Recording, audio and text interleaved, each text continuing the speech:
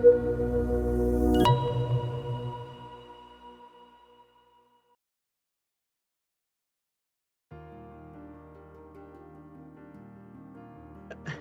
everyone, and welcome to one more edition of Conversations with Impact in Sales. This is a thrilling session because we are going to be doing it for the first time in English, so to address to a much larger audience. We are going to be doing it for the first time with a woman who happens to be one of the persons that I have known in my life more excited, more passionate, and more enthusiastic about sales, and that is Helga Stewart. So Helga, welcome to Conversations with Impact in Sales, this Italian show that tries to help people in the world of sales.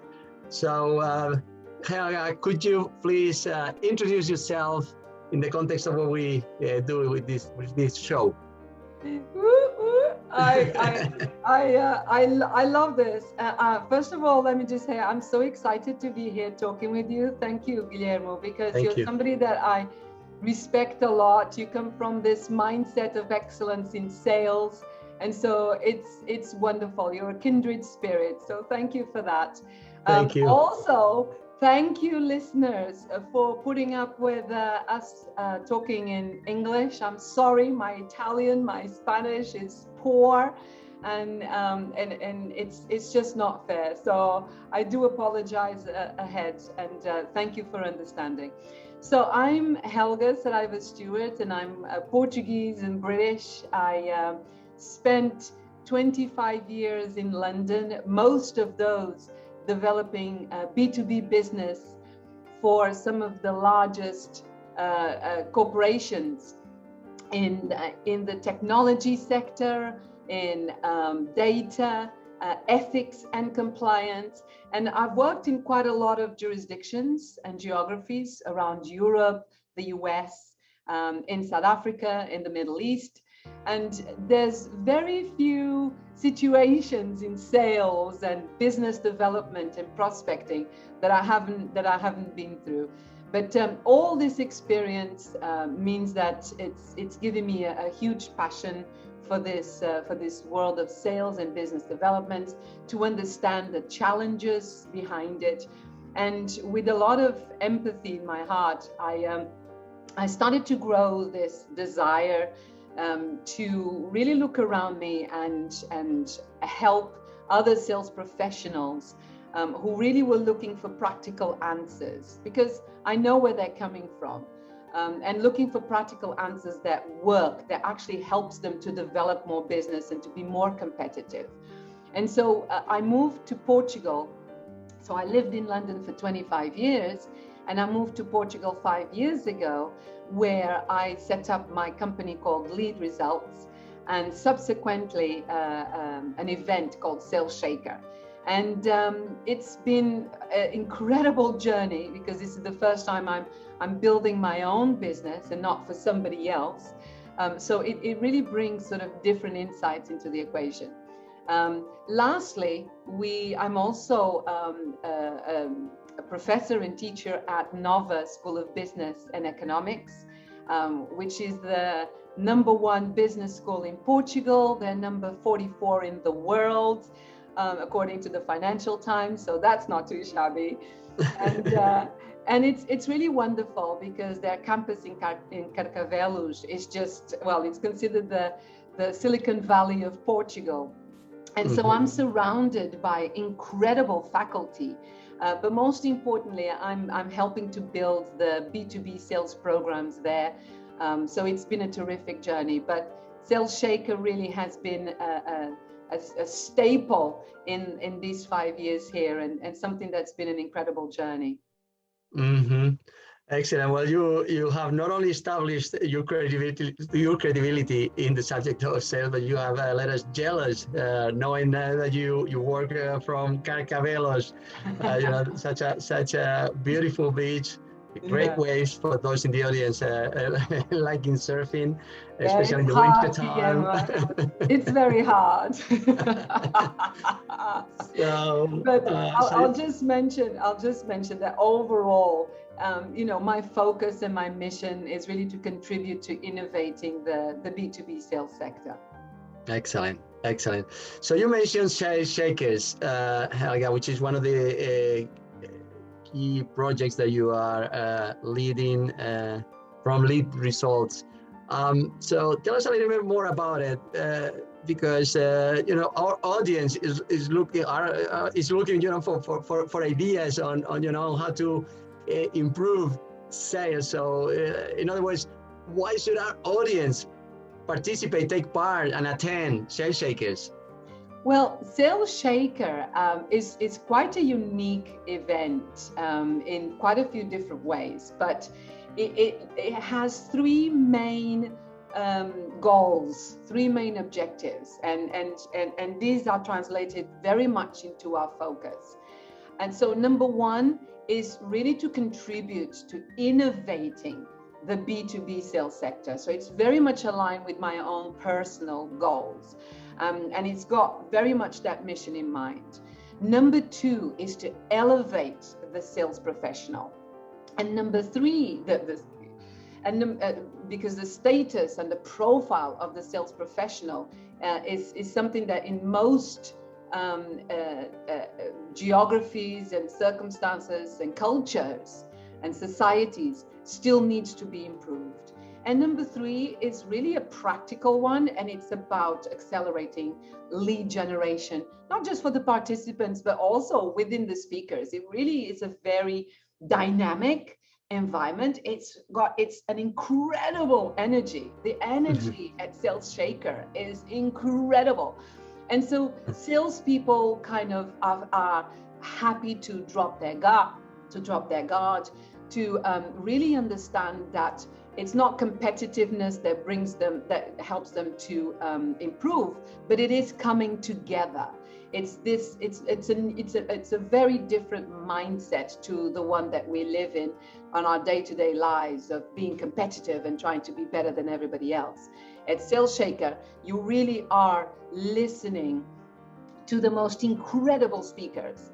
I think that is kind of the number one thing that I love about Sales Shaker, is that we do not compromise in quality, and we are obsessed with value. And I mean obsessed. Every single thing that we do, every single interaction, and the way we design the programs and the sessions and the speakers and how they interact with the participants is always thinking about the value behind it. Also, it's very important for the sessions to actually provide insight. So we are ensuring that the speakers are of the highest caliber possible, but also that they're actually sharing insights, sharing practical ideas, sharing go-to-market strategies, sharing mindset. But most importantly, these are people that are already thinking of tomorrow. They're already thinking of the future. So sales is an area where we constantly have to adapt. It's not just because of the pandemic. I mean, I can name several disruptions, market disruptions that have happened in the last 20 years alone, in the last 10 years alone. And so we are constantly having to adapt. And these specialists and VIPs and experts and influencers and trendsetters, they already live in the world of tomorrow, and they're constantly trying to figure out, okay, where's the world shaping to, and how are we in sales or connected to results and performance are going to adapt. So Sales Shaker is really trying to put together and centralizing different areas that all impact performance. So I know the main topic is sales, but we talk about performance. You know, we always have a sports star. We had Alex Gregory in 2019. We had Pedro Cancio-Reis in 2020. I mean, these are Olympics and Paralympics that are, that have a mindset and a performance and results of excellence. I mean, they're like superhumans, right? And in sales, the best salespeople are like high performance athletes. They're exactly the same, in my opinion.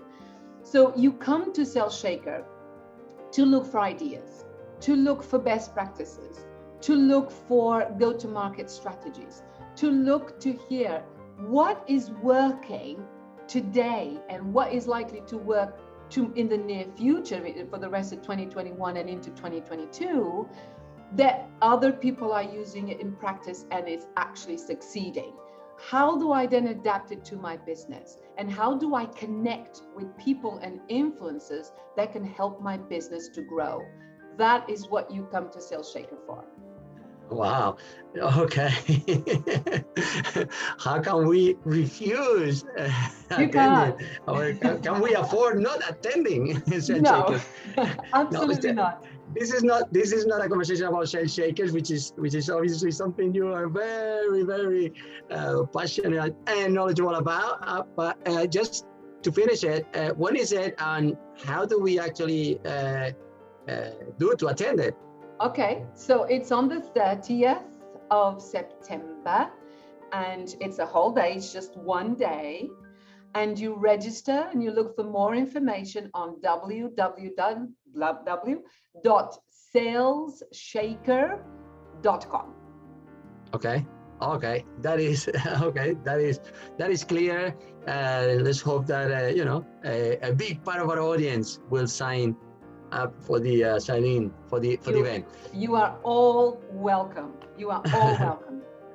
Thank you. So you have mentioned that your focus is on the B2B sales. I have this theory that as humans, when we buy, we follow certain processes, whether we are buying for ourselves as a C, as a consumers, or whether we buy for our companies. My theory is that there's a deep layer of commonality of common things that apply to B2B sales and B2C sales. But you focus on B2B. So what would you say are the differences when you address a B2B opportunity or when you address a B2C market? Or what is common, what is different in selling to B2B and selling to B2C? Do you know, Guillermo, I really love this question, and I think there is so much to be said about this, and we're seeing a real transformation happening right now. But when we stop to analyze, I remember 15 years ago, we were already starting to talk about this. I remember 15 years ago, some of the biggest companies around the world, B2B companies, mind, were already ramping up their websites, for example, to accommodate B2B service and B2B lead generation on their website, for example. And this is 15 years ago. I think this is becoming something that people are talking a lot more now, simply because of the acceleration to the virtual, okay? But I think because of the pandemic, but I don't know what you think about this, right? It'll be interesting to hear your thoughts as well. But, the pandemic, talking about how the pandemic is the reason why B2B practices are starting to adopt B2C practices, are starting to mirror B2C practices. I think that's just scratching the surface. So think about the last 15, 20 years and think about how technology has changed a lot of this landscape, and think about the demographics of B2B buyers. Mm-hmm. Things change because of technology, and things change because the way buyers buy and the whole profile of the buyers has changed. Mm-hmm. Up until about 2020, the majority of the B2B clients and audience was made up of baby boomers, was made up of Generation X, right? But now we are looking at, I saw this statistic that showed that about 73% of millennials are now offering input in B2B buying. And a third of them, millennials, are decision makers.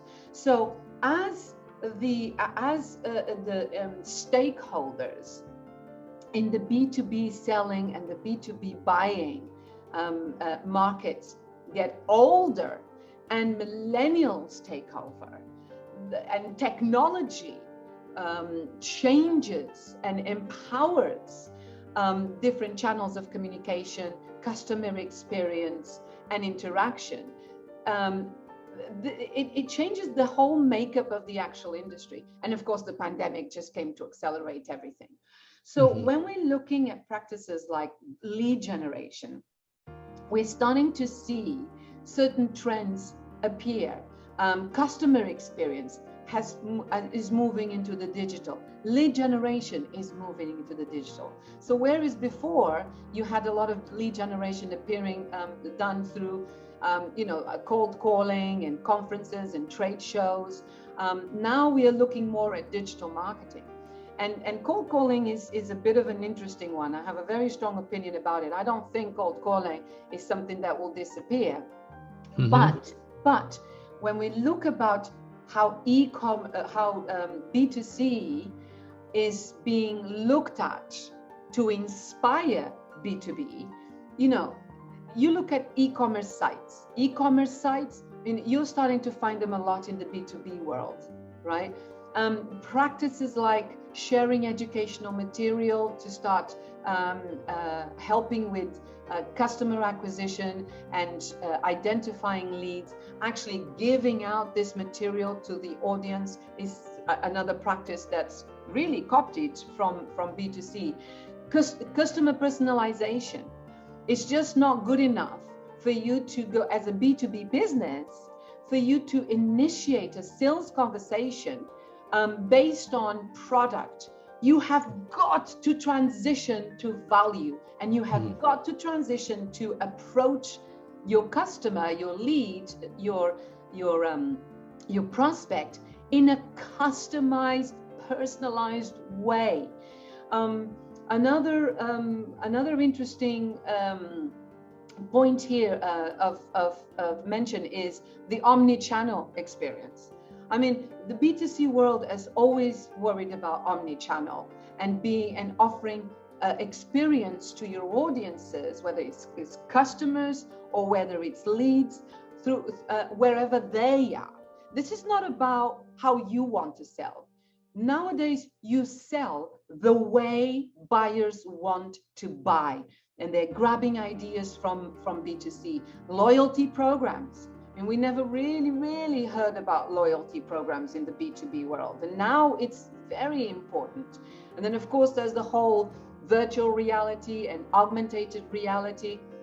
And these best practices, I think, they're already starting to be implemented. But cutting across all this is transparency. The B2B industry has never really had that level of transparency that you see in the best B2C platforms. And not only is there differences, so B2C, there's a lot of platforms that still need to improve.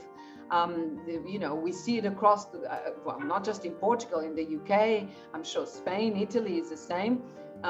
It's not just enough to have a Facebook page. If you're a small, tiny little business, you do have to worry about SEO. You do have to worry about customer experience and how you're generating leads. But at the top of this game, the best of the best are looking at transparency. They're looking at topics like sustainability. They're looking at how they are perceived in terms of how eco-friendly they are. There's so much to be talked about this, and that's why I love your question. You mentioned the technology being applied to buying and also to selling. So this is definitely transforming the sales function. But in very concrete terms, what does it imply to the people, to the salespeople on the ground? The first thing that probably salespeople are going to be worried about is my job going to exist in some some months or years from now. But if it exists, what am I going to be doing? Is it the same? Is it going to be different? So what is the impact of all this technology and access to information, easy access to information? How is it going to transform what salespeople do? So I personally, I have a good positive side to this and a negative side to this. And I'll start with the negative side, right? And this is my personal opinion. I think salespeople and sales professionals have to worry. I think it would be foolish not to worry. And this, again, such a great question. There's just so much to talk about here. On the one hand, we are already seeing robotics, personal assistance, machine learning, artificial intelligence, augmented reality come into the work and the activities of the sales professionals. Okay, this is happening. This is a fact. Okay, whether it's working in its full capacity, no, it's not. And especially the words artificial intelligence. I mean, come on, artificial intelligence. This is a loaded expression, and we are looking at this technology work best in areas that require low cognitive levels from the sales professionals. So if you are somebody who is what we call a barrel, an order taker, if what you do focuses on routine activities, I'm sorry, but you're going to be replaced by a computer. You're going to be replaced by software. You're going to be replaced by technology. This is already happening, and I do see an acceleration of that. It's not going to be something that anyone is going to be able to slow down. So you do have to worry in that area. On the other hand, selling is still a human-to-human activity. And as humans, there is a buying journey. There is a way that the buyer wants to make decisions and wants to win in somehow.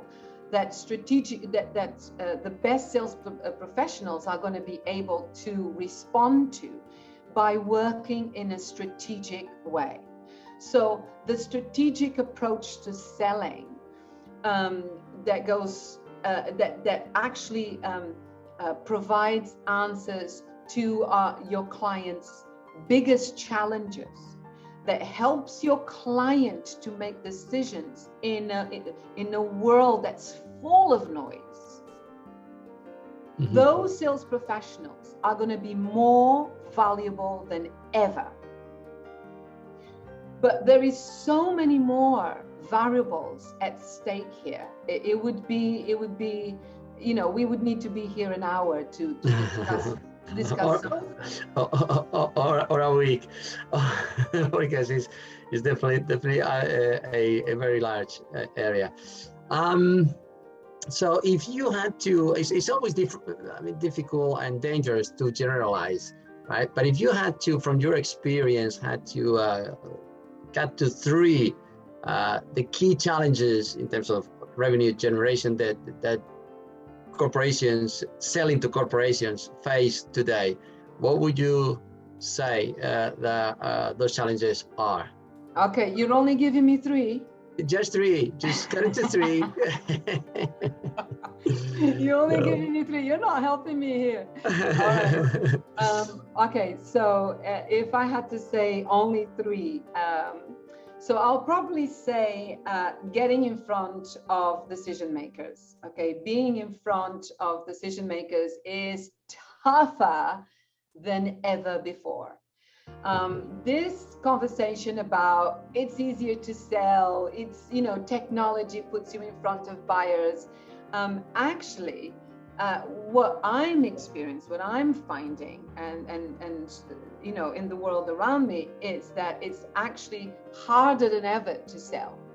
And connecting with decision makers in a way that initiates a sales conversation that generates a genuine opportunity to close new business is harder than ever.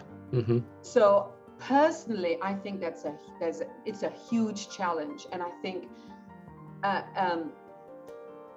leaders in selling organizations need to be careful not to not actually pay proper attention to this. It's not just the kind of problem that you can just throw money into. You can't just say, oh, let's just put in here more technology and that's going to solve the problem. It's not. You do need skilled people that understand how to connect to decision makers and generate these opportunities. And this leads me to challenge number 2 is how do you do this? And one of the biggest problems we have at the moment is just sellers are still product centric. They're still initiating conversations based on product. Check this out, Guillermo. I'm calling you and I'm saying, oh, hi, Guillermo. This is Helga Stewart calling from Lead Results. I'm calling you because I have a new product that I want you to see, and I think it's going to be great for you. It's all about I. Okay? Now, there is a huge difference between that and my calling you and saying, hi, Guillermo, I'm calling you because I understand that one of the biggest challenges that companies face today is identifying sales talent that can help them to grow their business. And they make huge investments in hiring people that then turn out to quit and not be up for the job a year later. And all these investments are being wasted and increasing over time. I'm helping these organizations to find qualified talent that's reducing these costs. And I would like to arrange a meeting to discuss this a bit further. I mean, this is a completely different approach. And talking and approaching decision makers from the point of view of what you do for them, because you understand their world better than anybody, even them. This is a huge challenge. So this transition from product selling to value selling is a hard one, right? Okay. And then the third one. Okay. No, go ahead. Yeah, I was going to ask for the third one. So yes, and then the third one, it would really be about, I suppose, productivity. Productivity is a hard one. It really is a hard one. I think, I like to say that with the pandemic has done something for sales professionals. Imagine that we are all swimming in the ocean, so in the beach, okay? Are you imagining this, Guillermo? And our audience? Okay, close your eyes and imagine sales professionals swimming in a beach, all right? Yeah. The pandemic is like a receding tide. So the waves are being pulled back, right? And everybody can see, you look around you and you can see who's swimming naked. So it's easy to sell when the markets are good, right, Guillermo? Absolutely. Sells. Everybody sells when the markets are good. It's when the markets are not good that you see actually who doesn't have the ability to overcome volatility, uncertainty, times. And productivity suffers a lot, and this affects organizations tremendously. All right. That's definitely that. I fully agree with those three challenges. I personally have for so long do things wrong because I thought that the purchasing manager was my key contact to sell, and that was so wrong. They do not decide, or in most cases they do not decide. It's other areas of the business that decide, and they execute a buying decision. But I was too often focused on the purchasing managers or my customers to sell. So that is something that took me some time to learn. So that's already value when you mentioned it. You just concentrate on finding your decision maker and then reach to him and talk to him directly. I think that's crucial, absolutely. So just getting close to the end of the conversation. But in our audience, Helga, we have a lot of professionals, freelancers, whether they are consultants, lawyers, specialized professionals on digital marketing, who actually sell their services as a one-man company, right? Or some one-man show. But they sell B2B. They mostly sell to businesses. So what would be your advice to them? Something that they can use, after this conversation and forever, and will actually impact. And ever. God, you don't ask for much. Okay, so first of all, come to Sales Shaker, because Sales Shaker is free, right? I should have said beyond going to Sales Shakers, what else? So that's the first thing. Okay. Second thing is,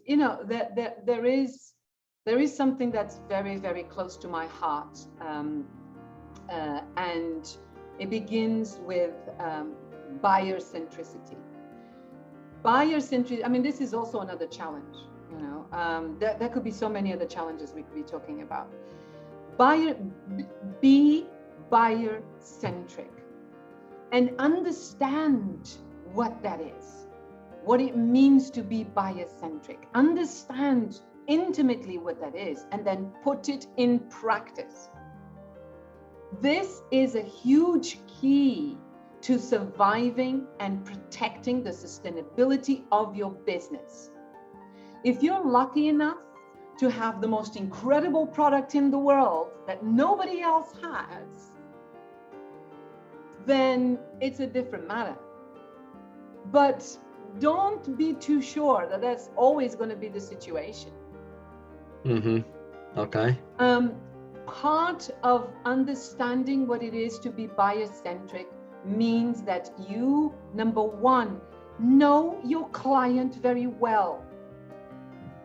Salespeople and professional services. Okay, you're focusing on professional services, so let's talk about professional services.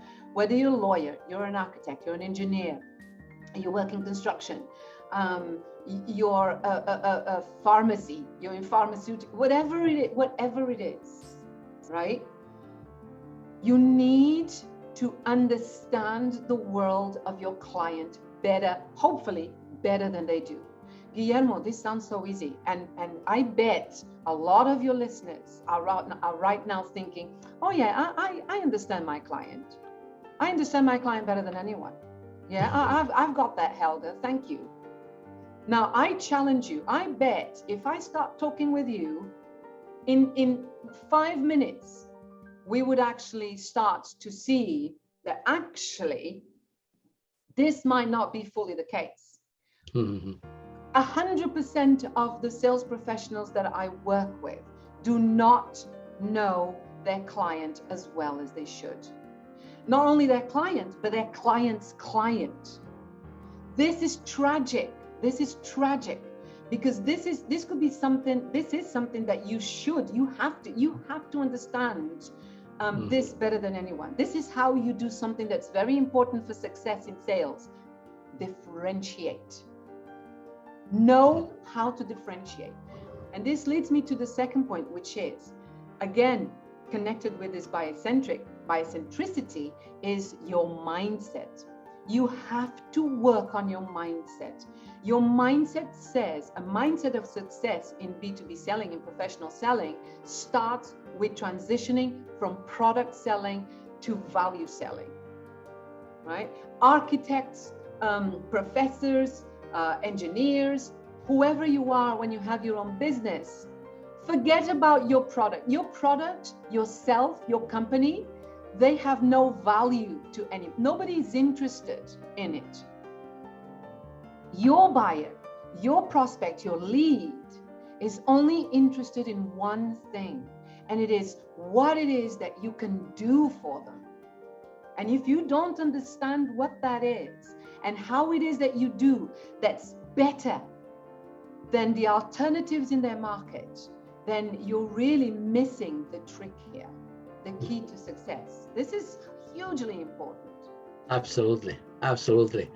Okay, I think we have completed a bit more than 30 minutes. So Helga, I think it is the right size of the conversation. Thank you so much for sharing knowledge, experience, actionable tips, that our audience can use from tomorrow. Congratulations for everything you're doing. Best of luck for Sales Shakers. I remind our audience that is on the 30th of September, a full day online this time.